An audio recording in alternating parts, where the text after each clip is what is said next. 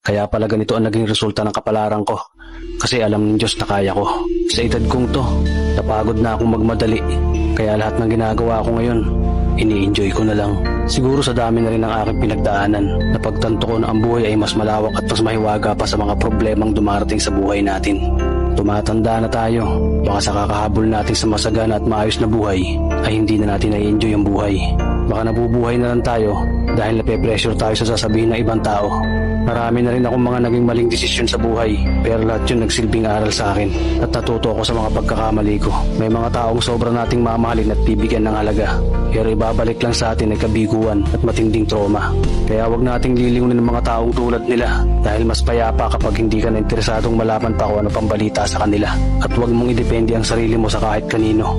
Tandaan mo, kahit sarili mong anino, iiwan ka din nito kapag madilim na ang paligid mo. Kailangan natin matutunan na huwag ikumpara ang sarili natin sa iba dahil hindi natin laban ang laban nila. Karera mo to, hindi nila karera. Dahil ang buhay ay hindi naman nasusukat sa kung sino ang mayaman, kundi kung sino ang payapa. Kaya galingan mo lang palagi, tol, dahil napakaraming tao mapanghusga, hihilahin ka pababa. At lagi mo itong tatandaan.